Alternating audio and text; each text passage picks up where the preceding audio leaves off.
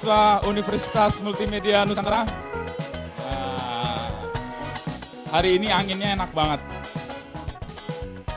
Ada satu kutipan yang saya selalu senang ketika melihat angin adalah daun tidak menyalahkan angin yang membuatnya gugur. Artinya apa? Apa yang sudah terjadi akan diterima dengan manfaat yang baik yang dibawanya juga.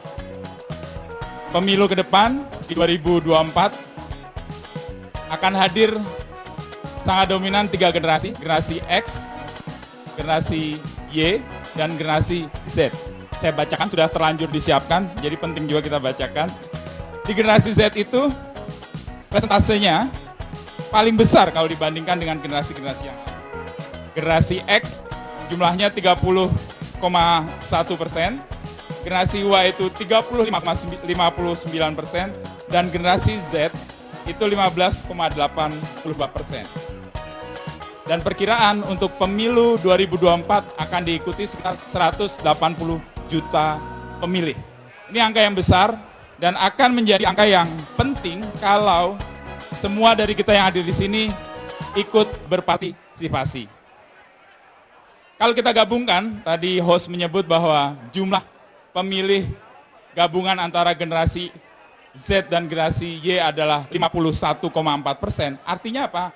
Mayoritas pemilih adalah di tangan-tangan kalian semua. Boleh tepuk tangan buat suara-suara yang akan mewarnai pemilu ini. Dan satu suara begitu berarti untuk perubahan dan juga menuju pembangunan Indonesia yang menjadi lebih baik. Bersama saya nanti akan ada 3 generasi yang akan mewakili dan memberikan suaranya, speak mind mereka untuk menjelaskan kepada kita kenapa pemilu ini penting. Dan di bulan Oktober ini kita mulai partisipasi ini karena kita ingin memperingati bulan Oktober adalah bulan Sumpah Pemuda. Untuk itu saya akan mengundang Mas Hanung Bramantyo mewakili generasi X, seorang sutradara mewakili generasi saya yang akan mengutarakan apa pendapatnya dan apa kegelisahan, mimpi dan harapannya untuk Indonesia ke depan lewat pemilu. Silahkan Mas Hanung Bramantyo. Beri tepuk tangan yang meriah buat Mas Hanung Bramantyo.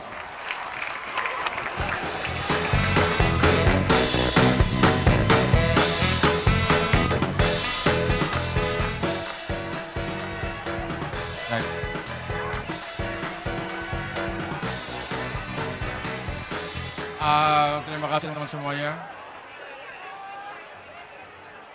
Buat adik-adik, buat apa ya, generasi X itu berarti ini anak-anak saya ini, seumuran anak-anak saya. Generasi Z. Oke, saya anggap teman-teman aja ya. Saya anggap seumuran. Hanya mungkin kebetulan saya mungkin sudah lahir duluan. Buat teman-teman semuanya, perkenalkan saya Hanung Bramantyo. Dan sebentar lagi tahun 2024, tinggal sebentar lagi, teman-teman semua akan merasakan, akan masuk di dalam sebuah dunia di mana kita, kalian semuanya, seperti dipaksa untuk melakukan pilihan terhadap seseorang calon pemimpin yang akan membawa negeri ini ke masa depan. Sebenarnya saya pengen sharing tentang apa yang pernah saya lakukan di beberapa pemilu-pemilu yang pernah saya alami, terutama 5 tahun belakangan ini. Mungkin kalau dituliskan dengan kalimat sederhana gitu kan, kayaknya itu gampang, menentukan pilihan. Tetapi pada kenyataannya, saat kita menjalankan itu semuanya, kalian semua akan berada dalam suatu kesulitan, sesulit kalian menentukan apa karir kalian. Apakah kalian menentukan karir kalian berdasarkan keinginan orang tua, ataukah kalian menentukan karir kalian berdasarkan pilihan kalian sendiri? Itu kan yang buat sulit. Nah, menentukan pilihan nanti seperti itu. Nah, ini 5 tahun yang lalu saya merasakan itu. Pada saat itu saya dihadapkan pada pilihan, saya harus memilih siapa. Dan pada saat itu saya sudah menentukan pilihan, saya akan memilih ini. Dan ketika pilihan saya itu menang, saya merasa senang. Tapi ketika pilihan saya itu tidak menang atau kalah, ini yang harus teman-teman ingat semuanya, bahwa kita harus sadar bahwa ini adalah sebuah pesta demokrasi. Rasa kecewa? Yes. Rasa sedih? Ya, pastilah. Wah, pilihan gua kok nggak menang, pilihan saya kok nggak dapat gitu kan. Dan di dalam perasaan kita tuh selalu ada, ini pasti ada yang curang, ini pasti ada yang diakal-akali, ini ada money politik atau apalah itu.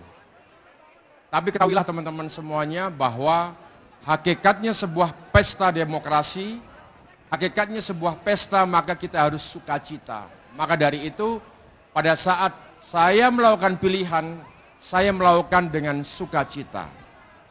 Karena apa? Karena pada saat kalian memilih, ketika yang kalian pilih itu nanti tidak menjalankan kebijakan yang sesuai dengan hati nurani rakyat, kalian bisa melakukan kritisi. Kalian bisa mengkritik, kalian bisa ikut terlibat. Dan kalau pemimpin itu berhasil, atau pemimpin yang kita pilih itu berhasil, atau pemimpin yang terpilih itu berhasil, yang kita pilih ataupun tidak, maka kita seperti ikut merasakan gitu. Seperti ikut merasakan terlibat di dalam pemilihan itu, meskipun pemimpin yang ada sekarang ini bukan pilihan kita. Jadi ada rasa keberhasilan itu, ada rasa puas. Tapi kalau kita tidak memilih, suara kita itu tidak ada artinya sama sekali. Kalau seandainya pemimpin kita ini, pemimpin yang terpilih ini kalah, atau pemimpin yang terpilih kita ini tidak menghasilkan kebijakan yang sesuai dengan hati nurani rakyat, maka ketika kita tidak memilih, maka kita tidak bisa melakukan kritik apapun. Tidak bisa kita menjelek-jelekan, atau tidak bisa kita bilang, mengungkapkan perasaan kita, tidak bisa. Karena itu teman-teman semuanya, please, suara kita adalah sikap kita. Sekalipun suara kita itu sederhana sekali, hanya satu suara saja, tapi itu adalah menentukan sikap kita. Nah, meskipun kita memilih sikap kita, meskipun kita bersuara dan kita meyakini dengan pilihan kita, tapi ingat, 5 tahun yang lalu telah terjadi sebuah gesekan yang luar biasa, sikap fanatisme yang luar biasa antara orang yang satu, pilihan yang satu dengan pilihan yang lain. Sekalipun teman-teman semua melakukan pilihan, ingatlah kembali kepada pesta itu tadi. Ini adalah sebuah pesta, ini adalah sebuah sukacita. Jadi jangan terlalu fanatik, jangan terlalu radikal, jangan terlalu meyakini bahwa kita ini adalah yang paling benar. Pilihan kita yang paling suci, pilihan kita yang paling yang paling dihargai oleh yang lain. Jangan, karena itu yang terjadi 5 tahun yang lalu. Saya harus bertarung dengan adik saya harus bertarung dengan sahabat-sahabat saya, karena berbeda pilihan. Karena itu makanya sikap kalian, suara kalian itu untuk menyelamatkan negeri ini. Selamatkan negeri ini, karena kalian harus tahu bahwa kita adalah rakyat. Kita semua yang ada di sini adalah rakyat. Rakyat itu apa? Rakyat itu adalah tuan. Kita adalah tuan bagi rumah Indonesia ini. Sementara pejabat, presiden, menteri itu adalah pelayan kita. Jadi kita harus menentukan pelayan kita itu yang terbaik. Selamatkan negeri ini dengan pilihan kalian. Itu saja. Terima kasih. Selamat siang. Tepuk tangan. Thank you Mas Anung. Dari generasi yang memiliki pengalaman cukup banyak dalam pemilu, paling tidak 4-5 kali memilih. Makanya beberapa hal disampaikan menjadi hal yang perlu kita garis bawahi. Kita memilih dengan sukacita, dan dengan sukacita itulah kita melakukan kritik atau memberikan masukan kepada pemimpin atau siapapun wakil yang kita pilih. Berikutnya akan mewakili generasi milenial atau generasi Y, kita undang Chania Cita ke panggung untuk menjelaskan apa keresahan, mimpi, dan harapanmu terkait dengan pemilu 2024. Silakan Chania. Thank you.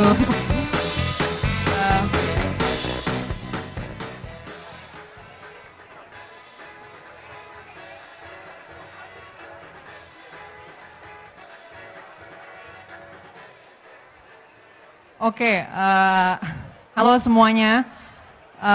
Aku Kania. Sorry nih harus megangin karena berangin banget di sini. Walaupun aku kelahiran 95, tapi aku mau bilang dulu bahwa yang mau aku sampaikan di sini mungkin nggak mewakili 100% semua teman-teman generasi Y, tapi hopefully bisa mewakili sebagian gitu.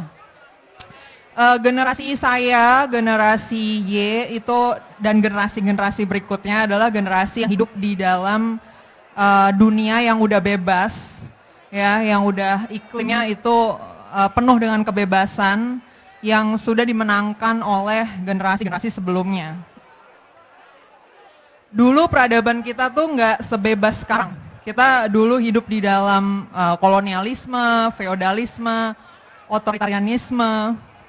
Dan saya mau mengingatkan bahwa kebebasan yang kita punya hari ini tuh bukan sesuatu yang given gitu ya, yang diberikan begitu aja, tapi dia adalah sesuatu yang diperjuangkan. Dan bahkan sampai hari ini masih banyak sebenarnya teman-teman lainnya di generasi saya yang masih harus memperjuangkan itu. Nggak se-privilege mungkin teman-teman yang ada di sini atau saya sendiri gitu. Perjuangan kebebasan itu hasilnya tuh sebenarnya adalah sesuatu yang mungkin kelihatan sepele, yaitu pilihan yang tiap hari kita bikin lah gitu ya. Kita bisa milih kita mau sekolah di mana, kuliah di mana, atau mau berpasangan dengan siapa. Pilihan-pilihan itu nggak selalu ada dari awal gitu. Kita yang lahir di dunia yang udah banyak pilihan mungkin nggak bisa ngebayangin gimana hidup generasi-generasi sebelumnya yang lahir dengan pilihan yang terbatas atau bahkan mungkin nggak ada sama sekali. Nah, aku pengen ngajakin generasi aku, generasi Y, dan mungkin generasi-generasi berikutnya untuk do not take this for granted gitu. Aku pengen kita sama-sama bisa memakai hak memilih yang kita punya dengan semaksimal mungkin. Bukan hanya dalam konteks memilih dari opsi yang udah ada. Aku ngerti mungkin ada di sini teman-teman yang kayak udah fed up, udah muak dengan opsi-opsi politik yang ada. And that's fine, nggak apa-apa kalau nggak terima sama opsi yang ada. Tapi do something about it gitu. Ikutan, masuk ke dalam politik, jadi opsi ideal yang teman-teman mau. Atau perjuangin, siapapun itu menurut teman-teman oke gitu. Mungkin di antara mahasiswa di sini ada yang oke nih. Saya mau nih dia jadi anggota DPR. Oke, ayo perjuangin dong gitu ya. Bukan cuman muak aja sama opsi yang ada, tapi nggak trying to do something about it. Kita punya banyak pilihan, so ayo kita pakai untuk bisa sama-sama membangun peradaban atau masyarakat yang kita mau. Dan jangan lupa juga buat membekali diri dengan literasi dan kemampuan berpikir yang baik gitu. Niat baik aja nggak cukup ya. Jadi niat baik kalau nggak dibarengin dengan penalaran dan fakta yang benar bakal jadi dampak buruk. So aku mau kita sama-sama aktif berpartisipasi, tapi bukan partisipasi dengan kualitas yang bobrok ya. Yang isinya gagasan-gagasan yang mentah, yang nggak berbasis nalar yang benar dan fakta yang benar, yang akhirnya cuma jadi polusi di media sosial gitu. Aku pengennya kita berpartisipasi aktif, tapi juga dengan mutu partisipasi yang tinggi. Dengan gagasan yang cerdas, yang emang bisa mengantar bangsa kita, bangsa Indonesia, ke arah peradaban yang lebih baik. Itu aja dari aku, makasih banget semuanya yang udah dengerin. Okay. Dan jangan lupa untuk aktif berpartisipasi. Thank you. Kania. Mas Inu, thank you. Kania ini kalau mau dijumpai dia hadir setiap minggu di Noise ya. Di podcast. Tiap Rabu Ruang 28. Ada yang tahu Ruang 28 itu apa? Nggak Ruang tahu deh, 28 adalah? belum. Ya aku bareng Gilbas sama bareng Mamat di situ, Mamat Al-Katiri. Ya. Menyuarakan kegelisahan, kecemasan, Sosial mimpi, politik. dan harapan soal politik generasi milenial. Ya. Tepuk tangan buat Kania. Yang terakhir di panggung ini akan hadir generasi yang mewakili generasi kalian, generasi Z, generasi yang lahir sudah hadir dengan semua keriuhan di media sosial. Kita panggil Edo, wakil dari generasi Z, dari Wakil Ketua BEM UMN. Silakan Edo.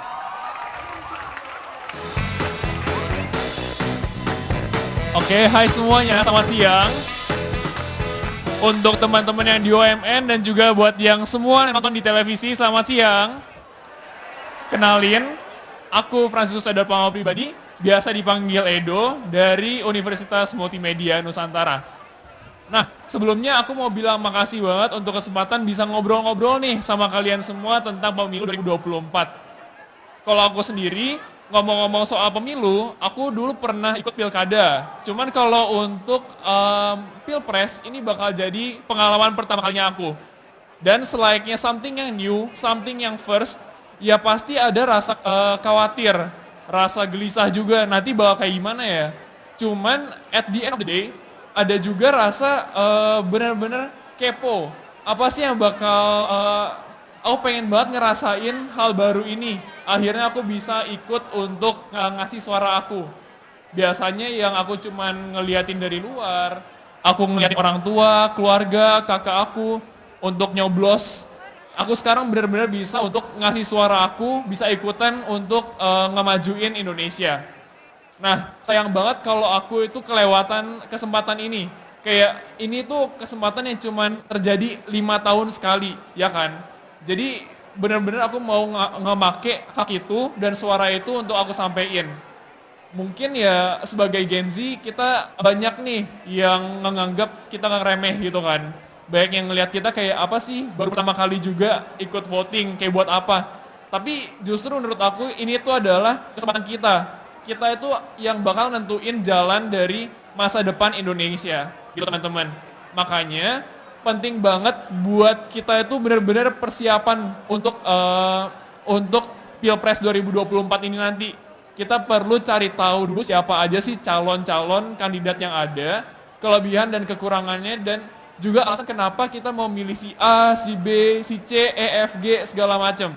Nah, jangan sampai kita cuman jadi followers doang. Jangan sampai kita cuman ikut-ikut orang yang ya kita cuma ngikut doang, ini kan suara kita, kenapa kita malah jadinya ngikut orang itu? Padahal kita punya suara sendiri, kita punya hak dan otoritas untuk memilih, gitu teman-teman. Apalagi sekarang kan informasi udah di mana-mana ya. Di dunia yang sekarang makin digital itu, ya informasi udah gampang banget. Ada di media sosial, ada di Twitter, TikTok, Instagram, YouTube. Tinggal one click of a button, kita bisa cari tahu apapun yang kita mau tahu. Nah, tapi ada masalah juga nih teman-teman. Kalian juga harus ingat kalau misalnya informasi itu meskipun ada banyak banget di media sosial, banyak banget juga yang nyebarin hoax. Makanya ya gimana cara kita untuk bisa bebas dari hoax-hoax yang ada di mana-mana itu teman-teman. Caranya sebenarnya simple. Gimana kita itu bisa yang punya yang namanya itu healthy skepticism. Dimana kita itu bisa mikir 2 kali, ini tuh informasinya benar gak sih? Informasinya sumbernya dari mana? Kalau udah kayak gitu, aku yakin banget kita itu nggak bakal terjerumus dalam hoax. All in all, aku nggak sabar banget buat bisa nyobain pertama kali nyoblos, dan pastinya aku nggak bakal ngelewatin kesempatan ini buat Pilpres 2024 nanti. Oke, tepuk tangan buat Edo. Thank you Edo. Wakil generasi yang baru pertama kali akan memilih. Enak nggak sih rasanya diremehkan? Disepelekan enak nggak? Nggak enak. Tadi Edo mengatakan justru ketika kita disepelekan, kita punya kesempatan untuk bikin kejutan. Dan kejutan akan hadir di generasi Z, generasi Y yang akan menjadi penentu karena jumlahnya cukup besar. Kalau kita tadi ngomong soal generasi X diwakili oleh Mas Anung, lalu generasi Y oleh Mbak Cita, dan kemudian generasi Z oleh Edo, saya tadi membuka dengan kutipan soal daun tidak menyalahkan angin yang membuatnya gugur. Ada satu kutipan dari buku Burung-Burung Manyar yang saya ambil dari tulisannya Mangun Wijaya. Dia mengatakan bahwa ini soal generasi. Tidak perlu didramatisir, masing-masing generasi punya medan juangnya. Masing-masing generasi punya pahlawannya. Dan pemilu 2024 adalah kesempatan buat kalian masing-masing generasi untuk menghadirkan pahlawan-pahlawan kalian untuk menduduki posisi-posisi penting di pemerintahan, di parlemen, dan sebagainya. Untuk itu, maka mari kita sambut partisipasi kita, mari kita lakukan upaya perbaikan lewat pemilu yang akan kita lakukan. Saya akan mengundang Audrey dan host untuk maju ke depan, dan saya akan serahkan kepada Audrey yang ada di tengah-tengah sini masih. Audrey. Oke, terima kasih Mas Saya Indo. kembalikan. Aduh, hari ini aku jadi generasi Z, aku mau ngobrol-ngobrol dulu.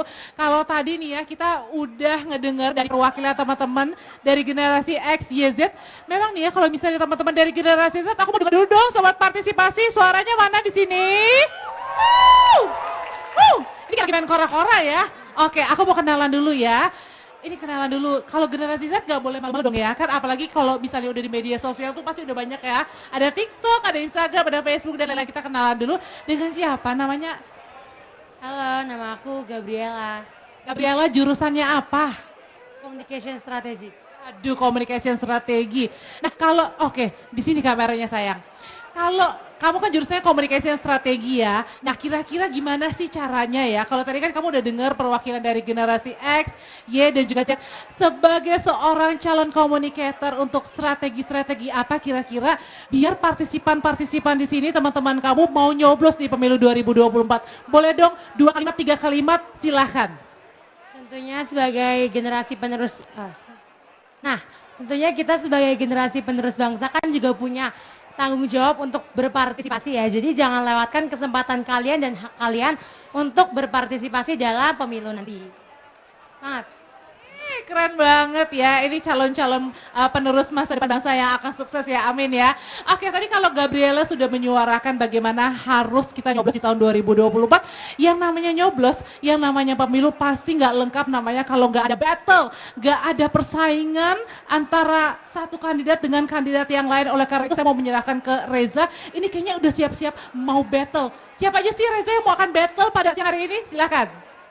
Baik, terima kasih Audrey Chandra. Itu dia ya teman-teman dari UMN, begitu komunikatif karena memang mereka ini keren-keren banget yang hadir di sini. Tepuk tangan buat teman-teman UMN sore hari ini. Nah, kalau kamu ngomong soal battle komika, di sebelah kanan kiri saya ini udah ada nih. Tepuk tangan sekali lagi buat ini, dia ada Ate dan juga ada Ale. Nah, betul kalau misalnya ngomongin masalah pemilu, bahwa Alif dan juga Ate udah pernah nyoblos belum atau udah 3 kali, 4 kali, 5 kali? Boleh. Kalau Alif terus terang baru aja nyoblos pemilu 5 tahun lalu. Jadi pertama kali dan tahun ini, sekarang akan jadi kali keduanya Alif buat nyoblos. Tapi nyoblos ya? Nah belum, ya pengennya sih nyoblos lah pokoknya. Oh iyalah, haruslah pokoknya harus nyoblos biar keren ya kan? Biar keren. Oke, nah kalau Ate sendiri gimana? Apa? Nyoblos? Udah 3 kali gue nyoblos. Oh, 3 kali Berarti ya? tua ya gue. Tua. Jadi pengalaman apa sih yang menarik pada 3 kali nyoblos di pemilu? Jadi gue ngerasa kayak ketika yang gue pilih ini berbuat yang nggak sesuai gitu. Jadi gue ada berhak untuk protes. Ya. Yang nggak nyoblos kan berarti hak suaranya nggak kepake. Betul. Berarti nggak usah ada protes-protes gitu. Jadi nggak berhak deh.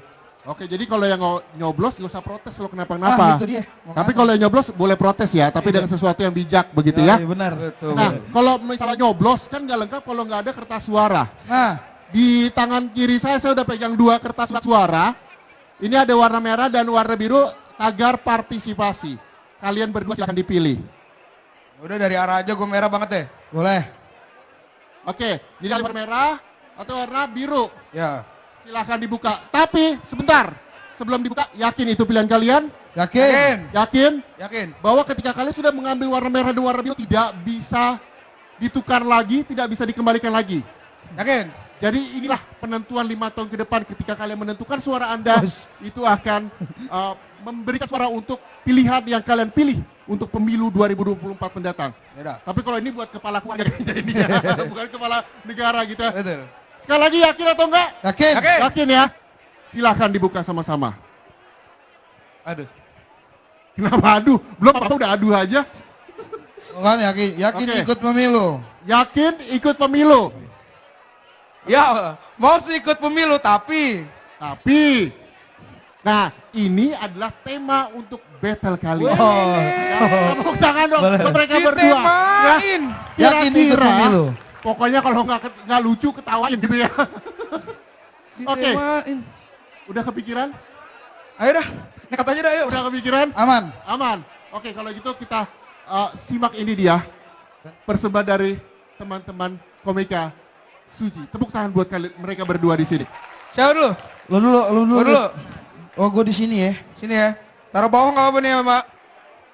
Bismillahirrahmanirrahim. Assalamualaikum warahmatullahi wabarakatuh. Makasih ya.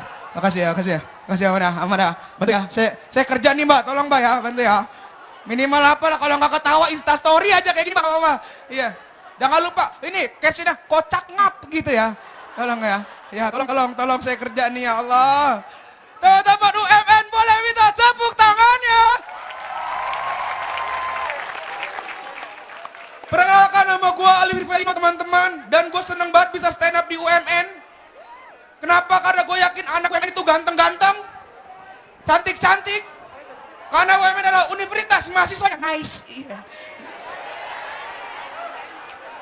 Di situ juga ada Pak Nino, rektor. Silakan ya Allah, ini orang Bali bukan ya?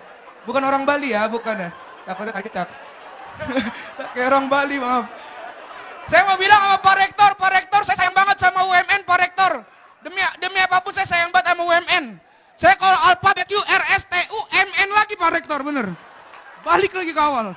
Bener saya. Lumayan beasiswa. Gue senang banget di UMN karena gue liat dari tadi cewek cantik-cantik banget, sumpah. Gila, cantik banget. Nomor togel kalah cantik bener bang. Gue lihat karena beda sama kampus gue di Blok M teman-teman. Wah ketawa lu ya. Tahu deh kampus lu BSD. Hah? Serpong. Iya, gue gak marah slow. Karena kampus gue di Blok M itu orang kalau ke kampus cewek-cewek pakai baju norak-norak banget teman-teman. Ini sih cowok-cowok gue tuh pakai bomber, pakai flanel. Bahkan gue kayak gini tadi teman-teman disangka panitia ya Allah. Disangka anak UMN gue. Kalau di kampus gue cowok-cowok norak-norak banget bajunya. Ya ampun. Yang cewek-cewek tuh kalau pakai baju tuh bilabong ketat tau gak lu? Cowok-cowoknya pakai celana ini Cino tendensis. Iya elah kata gue. Gue gak masalah kampus gue kampus Islam. Cewek-ceweknya di sana kalau pakai celananya sobek-sobek teman-teman. Kita kan celana sobek-sobek. Sebagai mahasiswa Islam gue kan jaga iman ya kan. Gue marahin, gadis. Kamu kenapa celana sobek-sobek tidak menjaga aurat kamu ya? Enggak bang, saya habis kecelakaan ya. Jalannya begini teman-teman dia. Di sini mah enak cewek cakep lihat tuh di kampus gue. Nggak usah nge-fly, biasa aja lu. Malah bus lighter lagi lu, norak banget casing HP lu. Gue yakin bio Instagram lu gak apa-apa lelah, yang penting lilah ya. Tapi hari ini gue disuruh ngomongin soal pemilu teman-teman. Terus terang, gue dapet tantangan temanya mau si pemilu tapi. Nah ini gue pengen jelasin. Bang Ateng udah tua, umurnya 30. Dia kalau ke kota tua Salim teman-teman. Tuaan lu kayaknya. Kalau gue masih 22, kita generasi Z boleh minta tepuk tangan ya teman-teman. Gue tuh sebenarnya pengen banget nyoblos pemilu, cuman gue masih trust issue. Bener, gue trust issue. Karena gue yakin ada persamaan antara pejabat yang mau nyalek sama mantan gebetan kita teman-teman. Gue bacain ya, kita sepakatin kepala kita Gen Z ya. Yang pertama, pejabat sama mantan gebetan sama-sama suka ghosting. Ya kan? Lu pasti pada pernah rasain di ghosting mantan gebetan, di ghosting pejabat. Gua pernah deket sama cewek 7 bulan, tiba-tiba dia hilang teman-teman. Jadian sama sahabat gue sendiri. Pas dia tahu gue sayang sama dia balik ke gue bilangnya apa? Ya Allah Lip, gue gak tahu lu sayang sama gue. Sebentar. Emang lu pikir sampai gue nganterin lu makan tengah malam, jemput lu balik kampus hujan-hujanan, itu semua berdasarkan apa? Pancasila. Kan kagak ya kan? Itu karena gue sayang sama dia kan? Oh, terwakilkan suaranya ya. Yang kedua teman-teman, pejabat yang mau nyalek sama mantan gebetan sama-sama apa? Sama-sama datang kalau ada butuhnya. Pasti lu pernah ngerasain nih cowok-cowok nih. Ya, ini gue suarain hati cowok-cowok. Gue paling males deket sama cewek jam 1 pagi tau gak lu? Yang entah kenapa dari banyaknya jam, dia tuh kalau nongol jam 1 pagi. Ngechat gue, lip pakai tanda sedih. Lu pada pernah lu ya? Itu lu ya? Karena cewek-cewek kayak dia apa nih, kalau gue jawab iya kenapa, terus dia akan bilang mau curhat dong video call. Bohong, lu ya. Ini cewek-cewek kayak dia kalau kita bilang dia curhat mau video call, biasanya ditambahin tuh pakai pap foto. Ya, nih gue baca ini, pap fotonya biasanya mukanya setengah. Ya kan? Yang kiri matanya ditutup selimut, yang kanan matanya udah bengap. Aku gak tau tuh bengap karena nangis apa ketipu gembok, gue gak tau tuh. Dan cewek-cewek kayak gitu yang pejabat yang datang pas butuhnya apa? Kalau misalnya curhat gini, aku sayang banget sama mantan aku tapi aku mau putus. Aku mau hidup sama kamu, Liv. Aku gak bisa hidup tanpa kamu, aku mau nyerah tapi McD enak. Ya curhat-curhat aja, jangan minta McD dong. Tapi karena gue badut, gue kirimin McD-nya. Supaya apa? Supaya dapat Instastory. Lumayan kan cowok-cowok bisa kita repost pakai api sama hati biru ya kan? Beneran. Alhamdulillah pas makanannya datang, dia Instastory teman-teman. Foto cowok megang makanan kayak gini nih. Captionnya teman-teman. Terima kasih pahlawanku. Gojek Indonesia. Ya Allah. Maksudnya Gojek kan cuma nganter ya kan? Syukur-syukur dia pakai makan bukan Basarnas ya kan, panik gak lu? Lagi nangis ada pasukan katak dari bawah. Dan yang terakhir adalah pejabat sama mantan gebetan. Itu ada bersama teman-teman. Ini gue ngerasain. Suka nggak tahu diri ya kan? Ya. Demi Allah teman-teman, gue punya mantan. Dia hobinya nyanyi. Masalahnya di suara. Dia hobinya nyanyi. Ngefans banget sama Danila Riyadi mantan gue teman-teman. Cuma masalah suaranya itu lagi Danila, lebih ke Riyadinya doang. Gitu. Tapi karena gue sayang, gue anterin dia tiap hari les nyanyi teman-teman. Gue anterin dia tiap hari les nyanyi dari Jombang ke Ciputat. Bodohnya gue tahu suara dia gitu, tapi di motor gue suka ngetes dia teman-teman. Kayak di motor dari Jombang ke Ciputat gue nanya, sayang kamu hari ini nyanyi lagu apa? Danila Senja di Ambang Pilu. Iyalah. Coba dong dikit. Dari situ sepanjang perjalanan dia nyanyi bang di kuping gue bang. Gasrong. Gue serak dalam hati gue, perasaan kenapa gue kagak racing. Itu pertama kalinya gue denger orang nyanyi full. Lirik lagunya It Gombi Guna. Dengung banget.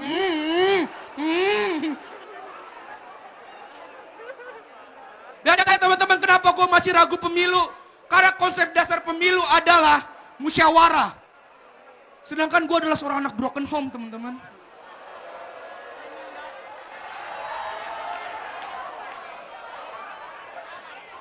Gue sedih banget teman-teman.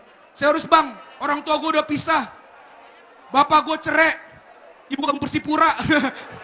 Emang pengen digocek bos bang ceritanya. Dan musyawarah paling kecil kan di keluarga ya. Gue tuh gak pernah ngerasain namanya apa? Diskusi keluarga. Tau gak lu? Gue tuh iri kalau ke rumah temen gue malam minggu gitu. Biasanya mereka ada diskusi keluarga tuh, bapaknya duduk tengah ya kan. Terus nanya ke anak-anak ya, anak-anak besok mau liburan kemana? Ke pantai apa ke puncak? Ih enak banget, gue broken home kak. Terakhir gue diskusi keluarga sama, bapak gue duduk tengah. Terus nanya, anak-anak jadi gimana? Mau ikut mama apa papa? Iya. Terima kasih semua, gue Alif Roding, I love you so much. Langsung dong. Situ dong deh gue. Tepuk tangan lagi dong untuk Alif Reveal dong. Alif Gen Z tapi mukanya orde baru ya. Tuaan dia loh dari gua loh. Tuh. Tapi kalau pakai kacamata kayak Tatan. Coba Lip.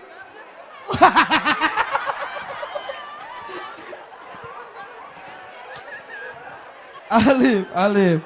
Gen Z lagi menggebu-gebu. Kalau gua udah tua nih, emang seumuran Asdos gua. Ya. Umur gua kepala 3, gua kemarin main futsal sekali nyundul hat-trick. kepala 3 ya. Gue sekarang itu nyari fokusnya nggak pacar lagi, gue nyarinya yang istri gitu. Gue cari yang solehah ya kayak Muni. Solehah banget tuh, tas mukena dibawa main tuh. Tuh soleha gue, minimal soleha lah, minimal di bio Instagramnya ada tulisan QS Anissa 24 tuh. Soleha kan, ya suka repost hadis-hadis gitu. Tambah stiker true katanya ini kan. Minimal kalau pakai jilbab, pas digonceng motor jilbabnya nutupin plat.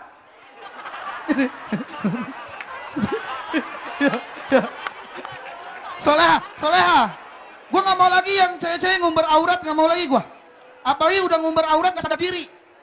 Gue pernah ngeliat ada cewek pakai hotpan ada parisesnya bang. Dia kalau nyontek di paha rapi tuh banyak garis tepi. Kalau nggak ngumbar aurat dia pakai legging tapi ketat ya kan. Wih nggak enak tuh. Apalagi leggingnya motif koran tau lo. Giliran dibaca marah. Dia yang mancing mana? Tuh. Di ini ada gubernur, wakil gubernur lagi. Ada beritanya. Gak boleh itu. Tadi Halif. Pokoknya gue tuh lagi nyari istri ini. Kali ini umur-umuran berapa sih? Ini tua sih ini kali ini dosennya. Ya. Gue ini pacaran sama seumuran yang 23 tahun nih, pacar gue sekarang 23 tahun. Gak enak tuh pacaran sama yang genjet tuh gak enak. Karena gue ajak nikah gak mau. Kemarin gue bilang, kamu siap gak nikah tahun ini? Kata dia belum siap, aku belum siap hamil. Tapi giliran ngeliat opa Korea, aduh rahim aku anget. Katanya gak siap hamil loh. Anget. Tiba-tiba rahimnya anget loh, lihat opa Korea loh. Udah kayak uduk pagi-pagi anget. Makanya gue nyari yang seumuran aja lah sekarang ya. Tadi Alif bilang pejabat itu kayak pasangan, itu beda, jauh ya kan. Ini kita masuk ke materi politiknya ya. Gua mulai dengan yang politik banget nih, tebak-tebakan. Permainan apa yang disukain Pak Jokowi? Catur. Karena kalau Pak Jokowi main catur pasti selalu menang. Menterinya banyak. Pak Luhut, ada ini. Banyak. Politik banget itu. Alif tadi nyamain milih pasangan sama milih pemimpin itu beda gitu. Karena milih pasangan tuh pakai perasaan, milih pemimpin pakai logika, bener nggak? Lo kalau milih pemimpin pakai perasaan nggak enak. Di bilik suara ngeliat ada caleg senyum, ih senyumin aku. Coblos, nah. Ada caleg yang tengil, ih sombong banget sih gitu. Nggak boleh ya kan? Lagian lo pernah nggak milih pasangan kayak milih pemimpin? Nggak bisa kan? Orang biasa nanya hobi, dia malah nanya visi misi. Orang nanya rumah di mana nih, kader apa, ya kan nggak bisa gitu. Beda gitu. Karena kita itu ya, kalau kalian punya hak suara itu harus digunain gitu menurut gua. Kita hargai caleg-caleg ini yang udah kreatif.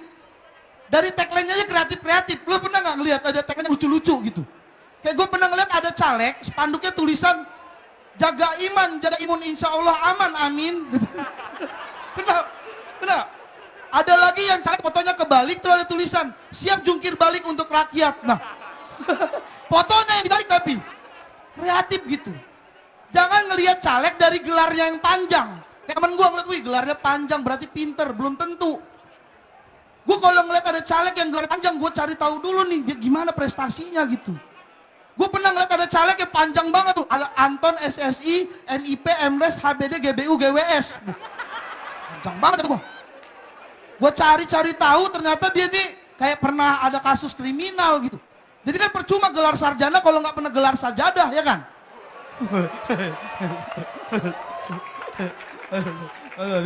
Bisa Uhti ya, bisa Uhti.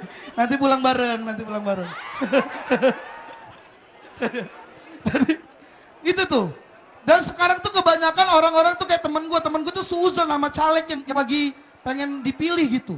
Dia bilang, caleg mah kalau ini awalnya doang manis. Nanti ujung-ujungnya juga kebalikannya pada cuek sama rakyat. Belum tentu. Baru-baru ini ada loh caleg yang di awalnya nggak manis. Dia cemberut sambil lempar baju, ada loh. Ya, siapa tahu nanti kebalikannya ya kan. Lempar baju dulu baru cemberut. Enggak gitu, enggak semua gitu. Terus ada lagi teman gue yang bilang katanya, caleg mah cuman janji palsu, dulu pengen menuntaskan kemiskinan. Giliran kepilih gue tetap miskin, katanya gitu. Masalahnya teman gue ini orangnya emang pemalas. Kerjanya makan tidur. Dia sama lambung aja kalah loh, lambungnya kerja dia nganggur. Kerjanya rebahan di kasur Palembang bang, tuh. Yang tangannya sampai dalam tuh. Nembus ke Palembang lagi tuh. Dia sama Lina Job Street itu udah kayak kental dia. Orang token listriknya bunyi bukannya diisi malah diiringin gitar loh. Miskin dia sekarang tuh. Gak bisa gitu. Ada lagi nih, yang seuzon katanya, kalau caleg itu kalau lagi kampanye nyampah di jalan. Tapi giliran sekarang udah ngikutin tren, dia di TikTok banyak kan? Di TikTok ada caleg yang kampanye dengan cara quotes-quotes, dia bilang ngebosenin. Lah, maksud gue kan pas ya. Caleg tuh udah tua nih. Kontennya ya quotes-quotes. Pas gitu. Emang lo pengennya calegnya gimana bikin konten di TikTok? Emang lo pengen tuh ada caleg bapak-bapak kumisan gendut, tiba-tiba bikin konten, apaan tuh? Lo asik banget bray, orangnya bray. Sokin lah coblos gue, kan gak bisa gitu. Emang lo pengen gitu? Ada caleg bapak-bapak udah kumisan tiba-tiba, kamu nanya ini politik model apa? Ini politik model cepmek. Mau lo kayak gitu? Padahal kalau dipikir-pikir nih ya, mereka itu bikin quotes tuh keren juga tahu. Lu pernah nonton nggak? Jadi ada quotes, endingnya itu ada sound TikToknya. Ini gue contohin nih untuk kalian nih, sekalian statement terakhir gue nih ya. Nih, quotesnya nih. Gunakanlah hak suara Anda untuk menentukan masa depan Indonesia. Walaupun belum tentu kalian ada masa depannya. Omoro. Sekian gue Anta, terima kasih. Tepuk tangan dong buat dua komika kita yang hadir sore hari ini. Boleh saya dengar ya? Terima kasih Oyak. Nah, ini menunjukkan antara Ate cek. dan juga Alif Ya. bahwa berbeda pendapat itu sah-sah saja. Benar. Ya, benar. yang penting kita jangan sampai terpecah belah. Nah, Betul. itu dia. Betul sekali, dan yang pasti adalah yuk sama-sama kita berpartisipasi di pemilu 2024 mendatang. Oke. Terima kasih sekali lagi. Terima kasih. Ate, Alif, tepuk Pokoknya- tangan dong buat kita semua yang hadir pada sore hari ini. Teman-teman UMN jangan lupa nyoblos, jangan golput karena kalau kalian bingung pilih aja Rehan apa? Rehan itu baik. Begitu sulit. Terima kasih banyak. Oke, terima kasih Audrey. Tepuk tangannya. Baik. Kita akan masuk sesi diskusi. Kita akan mengundang tamu kita yang terhormat, Ketua KPU Bapak Hasyim Asyari, untuk berdiskusi bersama tentang semua hal yang tadi kita percakapkan dari masing-masing generasi. Kita beri sambutan dan tepuk tangan untuk Ketua KPU Bapak Hasyim Asyari. Silakan Pak Hasyim. Pak Hasyim ini kayak kembali ke kampus ya, karena dosen juga. Berikutnya wakil dari generasi Z yang tadi sudah menyampaikan kegelisahan dan harapannya pemilu. Kita sambut Edo untuk maju ke depan juga. Tepuk tangan buat Edo. Thank you Edo. Satu-satunya wakil perempuan di panggung ini, Kania, yang suara lantang untuk mewakili generasi Y. Kita sambut Kania untuk panggil di depan. Dan terakhir, wakil dari generasi X yang sibuk banget preview video dari tadi, Mas Anung Bramantio. Silakan Mas Anung. Oke. Ya. Apa kabar Pak Hasyim? Alhamdulillah sehat Mas. Alhamdulillah baik. Tadi kami ngobrol di antara generasi ini soal apa yang mereka harapkan, apa yang mereka gelisahkan, apa yang mereka impikan terkait dengan pemilu 2024. Kurang mantap. Ya, pemilu 2024. Suaranya sudah oke? Ya.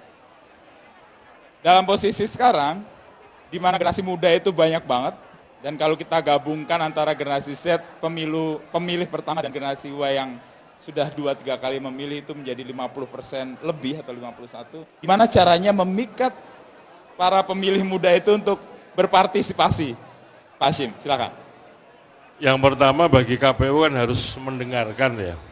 Karena teman-teman sekalian, tugas KPU itu lembaga layanan. Melayani dua pihak. Yang pertama melayani pemilih, yang kedua melayani peserta pemilu.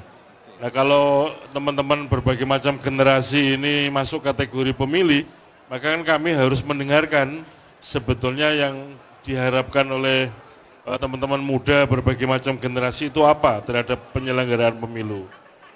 Yang kedua, dan yang paling penting, karena pemilu itu tujuan utamanya membentuk pemerintahan. Membentuk pemerintahan kan berarti memilih pejabat-pejabat eksekutif dan juga memilih pejabat-pejabat legislatif. Itu urusannya yang punya kewenangan mencalonkan itu partai politik. Kampanye-kampanye juga oleh para calon dan oleh partai politik. Nah karena itu yang paling penting kan begini pertanyaannya, buat teman-teman muda sekalian ini ya. Ya. Pernah nggak berinteraksi dengan partai politik? Nah, kalau saya mendorong supaya kemudian teman-teman melalui BEM, melalui Senat, mahasiswa, itu mengorganisir teman-teman untuk roadshow, silaturahim dengan pimpinan-pimpinan partai politik. Karena yang punya kewenangan mencalonkan presiden, yang mencalonkan kepala daerah, gubernur, bupati wali kota, dan juga mencalonkan anggota DPR RI, provinsi, kabupaten kota itu partai politik. Ini kalau kita tidak pernah komunikasi, nggak pernah silaturahim, nggak pernah roadshow menyampaikan aspirasi, kan kemudian seolah-olah kemudian kita biarkan, lalu kita lepaskan partai politik berjalan sesuai dengan logika dan cara berpikirnya sendiri. Mestinya juga memperhatikan, mendengarkan aspirasi dari berbagai macam generasi pemilih. Saya kira itu, Mas. Ya, jadi Mas Hasim sebagai KPU untuk mengajak partisipasi para pemilih, mendengarkan dulu sebenarnya generasi. Yang kedua, interaksi partai politik dengan para pemilih itu sendiri yang terjadi. Nah ini ada Edo, ada Chania, ada Mas Hanung ini. Sebelum ke mereka, pemilu ini uniknya apa Pak? Atau khasnya di pemilu 2024 itu nanti apa? Akan ada 5 kali coblosan atau hal jadi yang lain? begini, teman-teman sekalian, pemilu 2024 itu sama persis dengan pemilu 2019. Sama persis, ya. Di hari yang sama, di jam yang sama, pemilih akan memilih 5 jenis pemilu. Yang pertama ada pemilu presiden, yang kedua memilih anggota DPR atau DPR pusat, kemudian memilih anggota DPD, Dewan Perwakilan Daerah, kemudian DPRD provinsi dan DPRD kabupaten kota. Itu seperti 2019 persis ya.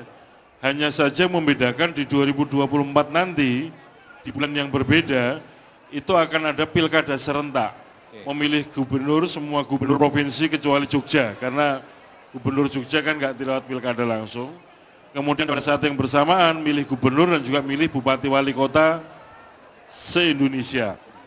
Sementara ini kan setidaknya ada 34 provinsi, kemudian ada 514 kabupaten kota. Itu membedakan dengan pemilu 2019.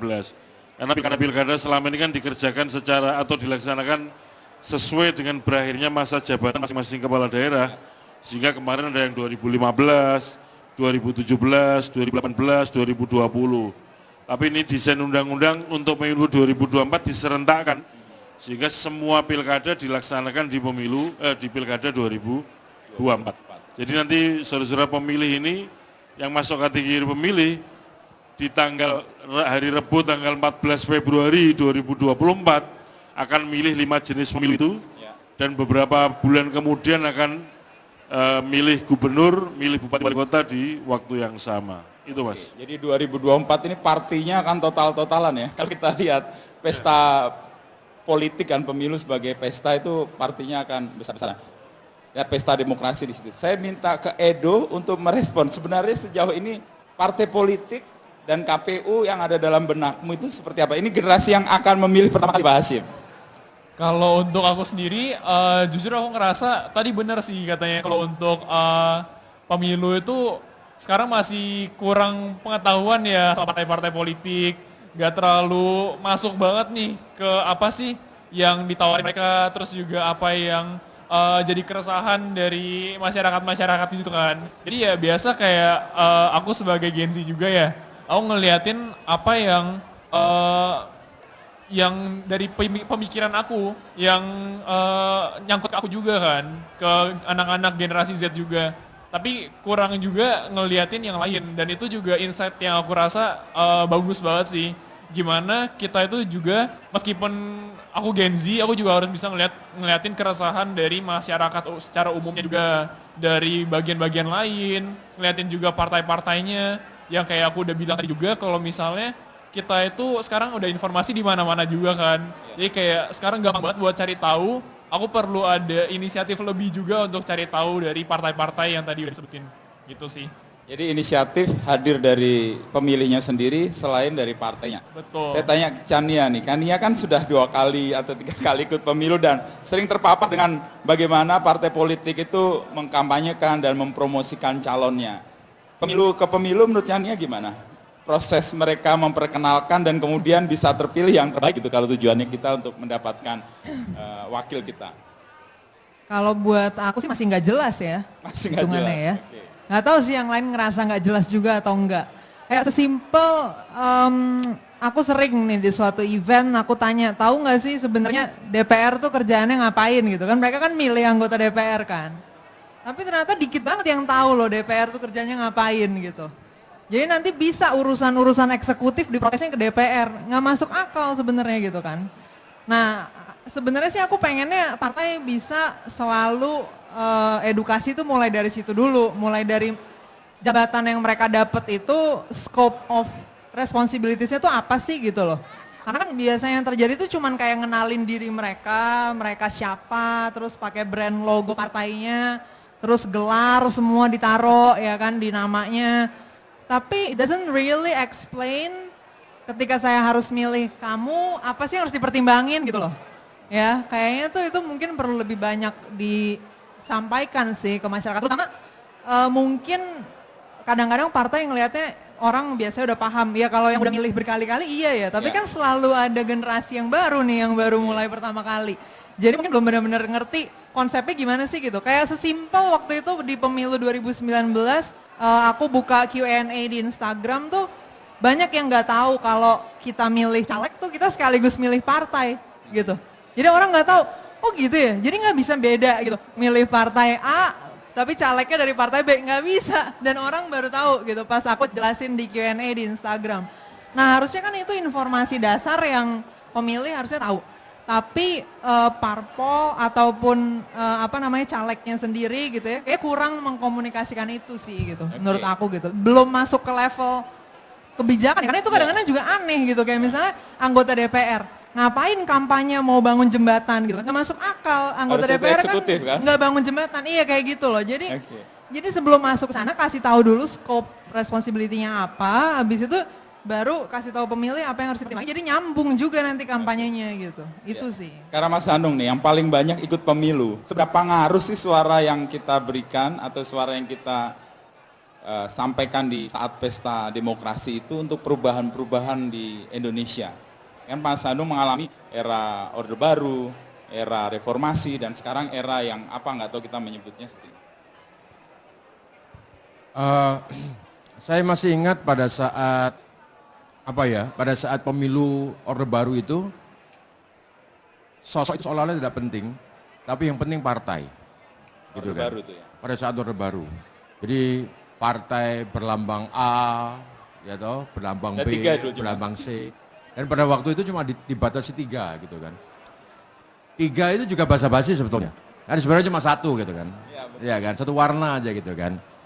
Ya kan. Jadi partai sosok tuh nggak penting gitu kan. Nah, mengarah ke arah sini sekarang gitu kan. Menjadi dibalik. Partai sudah menjadi nggak penting. Yang terpenting adalah sosok gitu. Maka kemudian ketika ada sosok A gitu kan, dia tidak mewakili partai apapun tapi kerjanya jelas gitu. Apalagi sekarang kan banyak pejabat-pejabat kita juga melek digital gitu. Mereka melakukan kebijakan-kebijakannya kemudian seiring dengan kamera gitu kan, seiring dengan disorot kamera. Ada beberapa orang menganggap bahwa itu tuh banci tampil gitu. Tapi buat saya, come on, ini kan era digital gitu loh. CCTV aja di mana-mana gitu loh. Bahkan sekarang kepolisian ya kan itu sudah tidak kebijakannya sudah tidak menilang langsung gitu kan, tapi sudah melalui melalui kamera. So kamera itu seperti telepon gitu sekarang gitu loh. Jadi kalau ada orang yang mengatakan bahwa si pejabat ini terlalu banci tampil gitu loh kan. Jadi itu tidak baik buat generasi muda sekarang. Oh sorry, itu salah besar gitu kan. Jadi sekarang ini kembali lagi ke persoalan partai dan sosok. Jadi sekarang ini sosok yang kemudian yang muncul dan partai menjadi bagian yang dari itu semuanya gitu. Buat saya ini menarik karena kalau kemudian partai yang menjadi unggulannya di situ gitu kan, saya sudah nggak percaya lagi itu semua gitu loh, ya kan? Karena ada transaksi pasti di situ gitu kan. Tapi ketika itu sosok gitu kan, nah sosok ini bersih atau tidak bersih gitu kan? Karena mereka sudah sudah meletakkan kamera di mana-mana, maka kemudian masyarakat kan kemudian juga punya kamera sendiri gitu loh, ya kan? Soal bagi-bagi kaos saja itu bisa jadi hal yang menjadi sorotan anak-anak muda sekarang. Dan mereka melakukan penilaian secara langsung gitu loh, ekspresinya, caranya, padahal gitu kan. Padahal kita juga nggak tahu apakah betul tuh ekspresinya kayak gitu kan. Ya kalau misalnya kayak saya dengan ekspresinya udah memang jari kecil memang udah kencang begini terus gimana gitu kan. Jadi memang sekarang ini sudah sangat spontan karena gara-gara ada kamera dan ada sosial media seperti itu. Jadi ini buat saya menarik, perubahannya itu sangat berbeda sekali gitu kan. Jadi ini menarik. Yang perlu teman-teman semua ketahui bahwa dulu karena ada politik partai gitu kan, penguasa tidak suka dengan partai ini gitu kan, partai tertentu, terus kemudian dia menggunakan berbagai macam cara untuk menghancurkan kongres di partai tersebut, sehingga partai itu benar-benar terpecah belah gitu kan. Itu yang unik ya kan, itu ada pada saat kampanye pada saat itu ada kan 1, 2, 3 gitu kan, yang 3 itu dipecah gitu kan, dan suara yang ketiga ini masuk ke 2 dan masuk ke 1, terus kemudian kampanye di 2, 3 itu menjadi hal yang absurd buat saya gitu kan, dan semoga itu tidak terjadi lagi karena kan itu buat saya sebuah skandal politik yang terbesar gitu kan, bagaimana penguasa presiden nggak suka dengan partai itu, terus kemudian dia mengintervensi kongres ya kan, terus calon yang dia percaya untuk bisa memimpin partai terus dimasukkan begitu kan, dan suaranya diperingat. Oh come on, itu yang terjadi teman-teman semuanya, adik-adik semuanya, itu di tahun Orde Baru, dan semoga tidak terjadi lagi di masa depan, apalagi tahun 2024. Please come on, jangan. Ya ini Pak Hasyim mungkin bisa merespon ya, betapa antusiasme dari masing-masing generasi untuk pemilu dan harapan yang tinggi ya tentang pemilu. Kalau kita ingin memilih, gimana sih cara memastikan bahwa suara kita itu ada dan kita bisa menggunakan suara itu? Untuk warga negara kita yang bisa milih itu yang pertama harus memenuhi syarat sebagai pemilih. Yang pertama adalah berusia, yang pertama WNI ya, warga negara Indonesia. Yang kedua adalah berusia 17 tahun nanti pada hari pemungutan suara. Jadi kalau coblosannya 14 Februari 2024, 17 tahunnya itu ngitungnya nanti pada hari pemungutan suara itu. Ini nanti mulai bulan Oktober ini sampai dengan bulan Agustus itu ada kegiatan pemutakhiran daftar pemilih dan penyusunan daftar pemilih. Maka salah satu syaratnya itu untuk bisa milih masuk ke dalam daftar pemilih. Ini yang saya kira penting diketahui teman-teman muda. KPU juga ada link, ada website untuk memastikan apakah diri kita sudah terdaftar atau belum, dengan cara yang sangat mudah, input nama dan NIK, nomor induk kependudukan. Memang betul salah satu bukti bahwa yang bersangkutan akan 17 tahun nanti pada hari pemungutan suara itu EKTP. Tapi pertanyaan kan begini Mas, Undang-Undang Administrasi Kependudukan kan juga menentukan bahwa warga kita itu baru bisa dikasih EKTP kalau sudah genap 17 tahun. Ini kan jadi confuse kan, sekarang belum 17, tapi sudah bisa diprediksi nanti 17. Nah belum punya KTP, lalu mau diapakan? Kebijakan KPU tetap didaftar. Nah kemudian kami sudah bersepakat dengan Kementerian Dalam Negeri, karena urusan pendataan penduduk kan ada di Kementerian Dalam Negeri. Untuk pendataan pemilih ada di KPU. Maka sesungguhnya kalau ada warga negara kita, teman-teman mahasiswa ini misalkan belum punya EKTP, setidaknya sudah punya NIK, diketahui dari mana? Kartu keluarga. Setiap orang yang ada kartu keluarganya kan sudah ada NIK-nya. Makanya yang dijadikan alat bukti ya cukup dengan kartu keluarga. Yang penting diambil atau dilihat adalah NIK-nya. Oleh karena itu langkah pertama yang paling utama adalah teman-teman kita pastikan bahwa diri kita sudah terdaftar atau belum di daftar pemilih. Kalau belum terdaftar, bagaimana caranya? Satu, nanti bisa dibuka di website yang disiapkan KPU, nanti ada register atau pendaftaran online. Nanti KPU akan ngecek apakah betul yang bersangkutan ini sudah terdaftar atau belum. Kalau belum, nanti kita cek KTP-nya kabupaten atau kota mana. Nanti kita arahkan kepada KPU kabupaten kota mana itu sesuai dengan EKTP untuk mendaftar yang bersangkutan. Nanti dapat konfirmasi sudah terdaftar atau belum. Kalau mau hadir secara fisik, datang ke kantor-kantor KPU misalkan. KPU kabupaten kota, KPU provinsi maupun KPU pusat. Dan nanti alamatnya di mana bisa dicek di websitenya KPU, kpu.go.id. Saya kira itu, Mas. Jadi selain KPU memberikan layanan bersama Departemen Dalam Negeri, pemilih juga punya Betul, Mas. partisipasi dalam Soalnya bentuk kan, melakukan pengecekan. Namanya demokrasi itu ada dua aspek Dua penting pihak, ya. ya. Yang pertama partisipasi, yang kedua kompetisi. Nah, oleh karena itu teman-teman pemilih juga mestinya juga ada partisipasi. Kayak Mas Edo. Mas Edo. Lalu kalau pengen tahu berpartisipasi dengan cara ngecek info apa, websitenya KPU apa. Juga yang kita harapkan partisipasi itu tidak hanya pada saat hadir memilih saja, tapi juga memastikan dirinya sudah terdaftar atau belum, dan seterusnya dan seterusnya. Gitu, Ya, Mas. kita lihat bahwa rencana ini sudah disiapkan, KPU membuat segala macam sosialisasi, tapi kita mau lihat sebenarnya Pak Hashim, bagaimana respon mahasiswa atau masyarakat umum soal pemilu, apa mereka tahu soal pemilu. Kita akan tayangkan VT berikut ini. Silakan.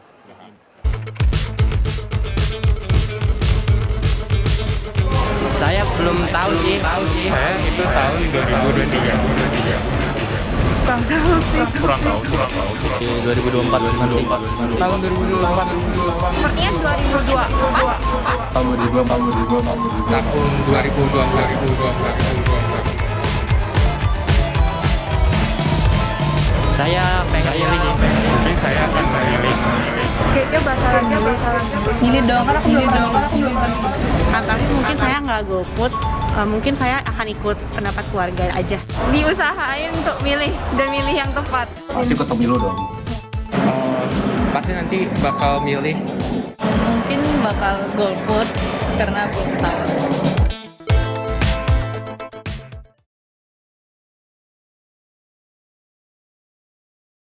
Dan mahasiswa terutama ya. Ada yang tahu, ada yang nggak tahu, tapi antusiasme untuk memilih ternyata cukup tinggi. Kita akan buka untuk sesi tanya jawab Pak Hashim, Edo, Kanya, dan Mas Hanung. Dari para mahasiswa yang hadir di sini, silahkan yang ingin bertanya, ada 2 pertanyaan kita buka. Kita ada yang angkat tangan, sudah? Ya. Mic-nya silakan. Oke, Mas Ino, di sini udah ada yang pengen tanya nih dari tadi. Oke. Antusias, penasaran tentang partisipasi di sini. Namanya siapa? Boleh. Sudah ngomong aja, udah ada suaranya. Namanya siapa? Dari jurusan apa? Halo semuanya, nama aku Kesha Levianti dari jurusan Strategic Communication tahun 2019. Oke, yang ingin ditanyakan silahkan. Oke, halo Kak, selamat sore semuanya. Aku pengen tanya nih, kan aku punya banyak teman-teman yang tinggalnya dari daerah, jadi posisinya sekarang lagi ngerantau. Sedangkan kalau mau ikut kalau mau ikut pemilu, itu harus ke TPS terdekat yang mungkin daerah kosannya atau apartemennya. Itu apakah bisa ya memungkinkan? Karena kan secara KTP berarti dia daerahnya dari daerah asalnya. Seperti itu, terima kasih. Oke, kita langsung respon Pak Hashim soal teknis ini. Oke, baik. Jadi begini teman-teman muda ya. Yang pertama pada prinsipnya pemilih itu memilih di TPS, tempat pemungutan suara, sesuai dengan alamat KTP. Karena pada prinsipnya pemilih itu didaftar sesuai dengan istilahnya kalau dalam bahasa hukum itu ada 2 ya. Ada domisili yuridis, ada domisili faktual. Nah yang dijadikan dasar adalah domisili yuridis sesuai dengan alamat KTP. Jadi teman-teman akan didaftar sesuai dengan alamat KTP. Tetapi pertanyaannya nih teman-teman ya. Kira-kira pada hari Rebu, tanggal 14 Februari 2024, teman-teman ada di kampung halaman sesuai alamat KTP, atau di sekitaran kampus, tempat kos atau kontra atau apalah tempat tinggal teman-teman, itu namanya domisili faktual. Nah, oleh karena itu ketika pemutahiran daftar pemilih, teman-teman di KPU Kabupaten Kota beserta petugas pemutahiran daftar pemilih ketika melakukan istilahnya itu verifikasi door to door ya, ke masing-masing rumah akan bertanya, Kalau yang menemui bapak ibu atau saudara kalian yang ada di rumah akan ditanya, oh anak saya atau putri saya atau adik saya atau kakak saya sedang kuliah di UMN misalkan. Pertanyaannya kan kira-kira hari itu pulang nggak? Kalau kira-kira nggak pulang, sebetulnya ya menurut undang-undang itu kalau saudara-saudara mau milih di sini ikutnya mana? Kota Tangerang kah? Kabupaten Tangerang. Tangerangnya mana di sini? Kabupaten, kota atau Tangerang Selatan? Kabupaten Tangerang. Misalkan teman-teman kos atau domisili faktualnya di sini, di sekitar kampus, ikut Kabupaten Tangerang, mestinya secara partisipatif mengurus untuk pindah milih, ya. Tetapi pertanyaannya kalau nggak ada waktu untuk ngurus pindah milih gimana? 2019 KPU sudah mengambil kebijakan, kita fasilitasi pindah milihnya. Maka kebijakan itu juga akan kita terapkan sekarang ini, termasuk misalkan teman-teman mahasiswa, teman-teman di santri-santri di pondok pesantren yang nggak mungkin pulang, termasuk warga negara kita yang mohon maaf ya, jadi warga binaan di lembaga pemasyarakatan atau di rumah tahanan, itu kan nggak mungkin dilepaskan pulang ngurus kan nggak mungkin. Maka kemudian kita uruskan KPU Mindah. Kenapa diuruskan KPU? Ini urusannya bukan sekedar saudara pindah milih, tapi juga ada fasilitasi surat suara. Kalau saudara-saudara pindah milih ke sini surat suara nggak tersedia kan repot juga. Makanya sejak awal ketika pemungutan daftar pemilih, tolong silakan dipastikan hari Rabu 14 Februari 2024 saudara-saudara ada di mana.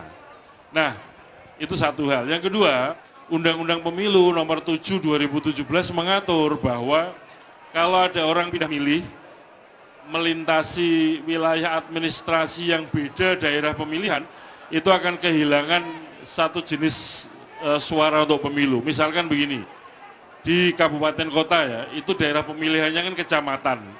Kalau kita melintasi kecamatan, beda daerah pemilihan, kita kehilangan hak pilih untuk DPRD kabupaten kota kita. Apalagi kita lintas kabupaten. Nah kalau kita pindahnya lintas kabupaten, dan kabupaten itu beda daerah pemilihan untuk DPR RI maupun DPRD provinsi, kita juga kehilangan hak pilih untuk memilih DPRD provinsi. Sehingga hak pilih kita hanya untuk pemilu presiden dan pemilu DPD kalau masih di ruang lingkup wilayah provinsi itu. Nah bagaimana kalau lintas provinsi masih punya hak pilih tapi hanya untuk pemilu presiden? Karena daerah pemilihan yang melintasi provinsi atau seluruh wilayah Indonesia, bahkan kalau kita berada di luar negeri masih bisa milih pemilu presiden di kantor-kantor perwakilan kita di luar negeri, di KBRI, kedutaan, konjen atau konsulat jenderal dan seterusnya. Kira-kira begitu. Oke, Asim. Kesia sudah terjawab ya. Terima kasih untuk jawabannya. Artinya suara kalian sangat berharga dan KPU memfasilitasi untuk memungkinkan penggunaan suara itu pada saat hari pemilihan. Bisa 3 tahap tadi ya Pak ya, Asim. Satu lagi ada yang mau bertanya? Ini ada yang sudah mengacungkan tangan. Silakan. Oke, nah dari sisi sini sudah ada yang mau tanya. Kita kenalan dulu Mas dengan Mas siapa? Oh jangan Mas ya, Bro ya Bro. Oke silahkan Bro, silakan Bro. Oke, perkenalkan, nama saya Herlana Priano, saya dari Strategi Communication Angkatan 2019. Jadi pertanyaan saya seperti ini, gimana cara kita meyakinkan suatu individu untuk tidak golput? Karena individu ini tuh merasa tidak percaya lagi nih, siapapun calon yang akan maju. Sedangkan tidak ada aturan yang melarang konsekuensi apabila kita memilih untuk golput. Karena golput juga merupakan hak dari kita semua. Itu aja dari aku, terima kasih. Oke, Pak Asim bisa merespon, nanti teman-teman yang punya pengalaman pernah tidak golputkan saudaranya, silakan. Jadi gini Mas siapa? Mas siapa sorry tadi? Etan. Erlan, Mas Herlan. Mas Herlan dan kawan-kawan ya, nanti kalau sudah ada pendaftaran calon, apakah itu calon anggota DPR RI, calon DPD, calon DPRD kabupaten kota, calon presiden atau calon kepala daerah, itu nanti profil masing-masing calon dipublikasikan KPU. Oleh karena itu saya berharap teman-teman mengakses websitenya KPU untuk melihat kita ini ada di mana. Kalau kita di Banten misalkan, di kota Tangerang, ini siapa calon-calon DPR RI, DPRD provinsi, kabupaten kota, atau DPD dari provinsi Banten. Itu profilnya kita tampilkan. Dan kemudian teman-teman bisa mencermati kira-kira di antara mereka yang layak pilih yang mana, termasuk calon presiden, calon gubernur, calon bupati wali kota. Tapi itu kan secara informasi yang berada di media ya. Tapi sekali lagi saya sangat menyarankan teman-teman berinteraksi langsung dengan partai politik yang punya wewenang untuk mencalonkan. Yang kedua nanti berinteraksi langsung dengan si calon ya. Nah pertanyaannya kan begini, boleh nggak misalkan teman-teman mahasiswa itu mengundang calon presiden, mengundang calon gubernur, calon DPR RI ke kampus untuk memperkenalkan diri? Boleh, tapi sekali lagi inisiatifnya dari kampus. Tapi kalau yang bersangkutan datang sendiri, ini undang-undang tidak diperbolehkan. Dikhawatirkan nanti katakanlah ya, memanfaatkan kampus untuk pemenangan dirinya sendiri. Tapi kalau itu inisiatif dari kampus, dari Pak Rektor diundang untuk diperkenalkan kepada mahasiswa yang sebagai pemilih, itu boleh. Saya kira itu Mas. Oke. Satu lagi. Oh, satu lagi. Dan penting juga jangan cuma dilihat orangnya ya. Karena di situ akan ditampilkan visi misi, program. Kira-kira kalau terpilih mau ngapain selama 1 periode, itu di situ ada. Itu bisa kita cermati, bisa kita banding-bandingkan antara partai A, partai B dan seterusnya, visi misi programnya apa. Si calon visi misi programnya apa. Dari situ yang kira-kira mengena di rasional buat kita, yang layak untuk kita pilih, dan itu yang kita pilih. Kira-kira begitu Mas Helan. Pengetahuannya yang dipupuk, didapati sehingga ada argumentasi untuk menggunakan hak pilih itu. Ya betul. Mas Andung atau mau komentar soal Golput? Nggak ada? Kalau nggak ada, kita pertanyaan berikutnya dari live chat ya, live chat. Ada pertanyaan berikutnya karena yang menonton tidak hanya mahasiswa dari UMN saja, tapi kita juga disiarkan di kanal YouTube Kompas TV. Dari live streaming bertanya ini dari Zizi Putri Aundia. Kira-kira bakal ada pemilu online nggak sih di masa depan? Nah, tuh pertanyaannya. Terima kasih Mas Inu. Ya dari Zizi Pak Hashim, pemilu online. Pemilu online maksudnya nyoblos secara online ya, atau milih secara online. Ini ada dua makna. Yang pertama adalah di TPS itu disiapkan alat untuk katakanlah menyentuh layar atau memilih itu. Makna yang kedua, kira-kira milihnya sambil rebahan, milih lewat gadget itu ya. Nah yang pertama begini, di Undang-Undang Pemilu kita belum memungkinkan untuk itu, baik untuk pemilu maupun untuk pilkada. Nah yang kedua, problematika yang paling penting itu bukan soal teknologi, bukan soal orang ya. Orang kita, personel kita, SDM kita di Indonesia ini sudah mampu. Teknologi kita juga relatif memadai. Yang paling penting itu justru karena persoalan political trust atau kepercayaan politik. Kalau pakai model online. Karena kemudian, mohon maaf ya, begitu ada tuduhan, ini komputernya kok mereknya ini, itu aja ada problem. Karena dianggap nanti pertanyaannya supplier nasionalnya siapa, ada afiliasi dengan partai apa. Ada pertanyaan kayak gitu sudah meruntuhkan kepercayaan. Belum nanti kalau ini konkret misalkan, kayak waktu Pilgub DKI 2017, yang namanya pilkada, baik pemilihan gubernur, bupati wali kota, biayanya kan dari APBD, anggaran belanja dari daerah ya. Lalu ada incumbent nyalon, dan kemudian ada dari pemerintah itu menyerahkan hibah komputer kepada KPU Provinsi DKI Jakarta. Karena incumbent nyalon, lalu publik itu berteriak, jangan-jangan komputernya sudah disetting sistemnya untuk memenangkan incumbent. Aduh, kalau sudah kayak gini kan lalu sekali lagi ya, membangun kepercayaan publik menjadi sesuatu yang berat. Lebih baik udah deh komputernya balikin aja. Nah ini yang jadi kendala paling berat di kita, sebenarnya bukan hanya di Indonesia, di berbagai macam belahan dunia begitu. Sebagai contoh nanti teman-teman bisa searching, bisa cek ulang ya. Di Jerman itu teknologinya maju, demokrasinya maju. Tapi Mahkamah Konstitusi di Jerman membatalkan e-voting. Nah pertanyaannya karena apa? Aspek langsungnya itu kemudian bisa diketahui orang. Kemudian yang kedua, aspek rahasianya juga dikhawatirkan bisa diketahui orang. Ini yang kemudian penggunaan teknologi maju untuk kepemiluan itu penting, tapi dalam batas-batas tertentu kemudian soal kepercayaan publik ini yang harus dijaga. Saya kira Mas. Oke Pak Hashim, ini kita udah mau masuk di akhir. Saya minta closing statement ya dari Mas Andung, bacanya Edo dan Pak Hashim tentu. Soal tadi terakhir disebut soal political trust ya. Pemilu kan sebenarnya kita mau meletakkan kepercayaan kepada partai, kepada calon dan sebagainya. Untuk 2024 Apa yang closing statement dari Mas Hanung untuk meletakkan kepercayaan itu? Ya sebenarnya kalau saya buat teman-teman semua, buat adik-adik semua, yang terutama yang baru mengalami pemilu di tahun depan gitu kan. Kalian bisa menyeleksi, bisa melihat langsung siapa calon kita gitu kan. Dan kalau sampai ada yang ada isu tentang keyakinan, membawa-bawa kepercayaan, segala macam, please jangan mudah percaya.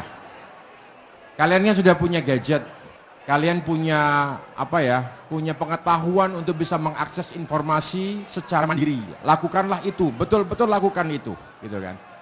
Karena nanti pasti akan berseliweran aja itu tentang keyakinan, tiba-tiba ideologi yang sudah mati dihidupkan untuk menghantui kalian gitu kan. Hati-hati loh orang kandidat ini itu bapaknya dulu berideologi ini ya kan, berkeyakinan ini, bertuhan ini gitu kan. Itu please tolong jangan sampai kita terbawa oleh arus itu, karena itu betul-betul merugikan persaudaraan kita, merugikan pertemanan kita, merugikan keluarga kita, dan itu sudah terjadi 5 tahun yang lalu, dan please itu tolong jangan diulangi lagi. Itu saja kalau saya. Oke Mas Hanung.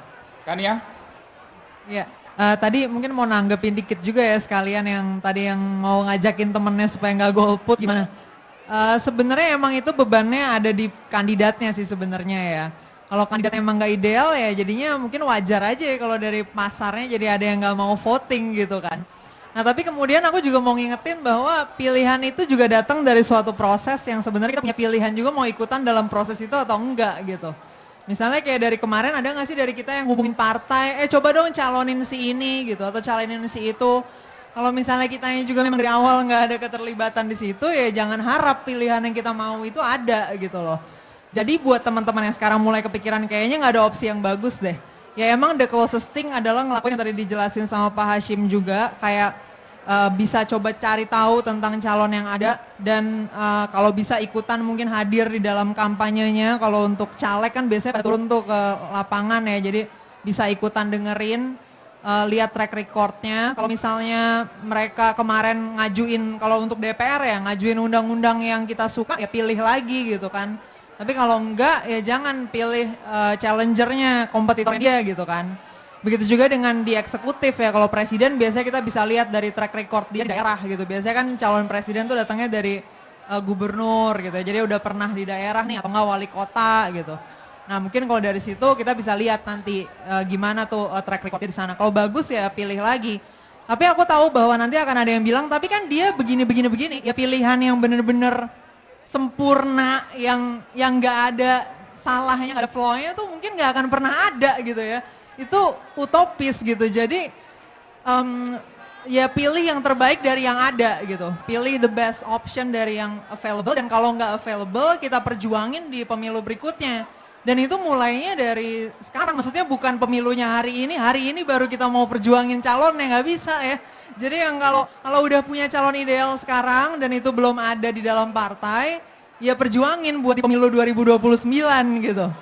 Tapi perjuangannya emang panjang ya, nggak ada yang instan untuk mendapatkan pemimpin yang bagus gitu. Jadi aku sih encourage buat teman-teman terlepas dari tahun pemilunya 2024, sebenarnya terus aja aktif dalam berkomunikasi politik, dalam berpartisipasi politik.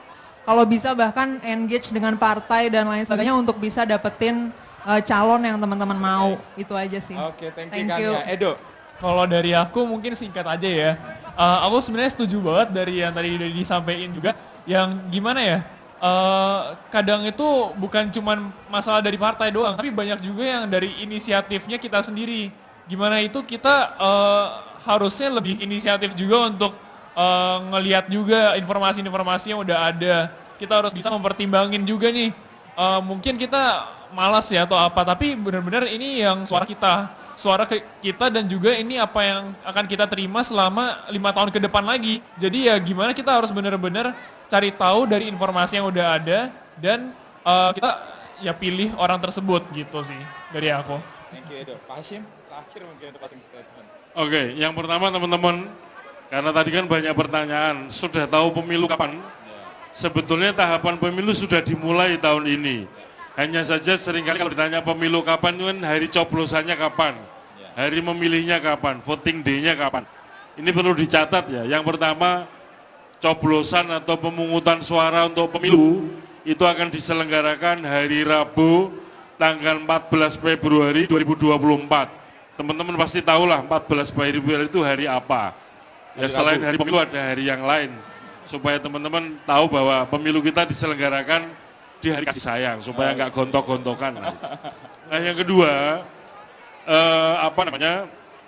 nanti pada saatnya kalau sudah ada partai politik peserta pemilu, sudah ada penetapan calon, KPU juga akan keliling lagi termasuk ke kampus-kampus, kira-kira desain surat suaranya itu seperti apa yang secara konkret akan dihadapi teman-teman pemilih di TPS, supaya nanti ketika masuk TPS itu nggak shock gitu, waduh ternyata surat suaranya kayak gini ya, calonnya banyak. Nah nanti kita secara bertahap kita diskusi lagi.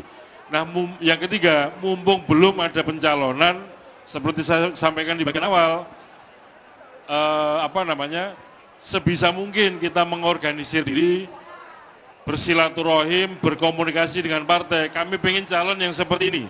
Kalau ada yang konkret, kami mau yang ini yang dicalonkan. Itu saya kira salah satu langkah awal partisipasi kita dalam pemilu. Terima kasih. Thank you Pak Hasim. Tadi saya ingat 14 Februari itu hari kasih sayang, dan Pak Hasim pernah berkata bahwa pemilu nature-nya adalah kompetisi, tapi di luar itu adalah persatuan, dan kita saling berkompetisi untuk Indonesia yang lebih baik.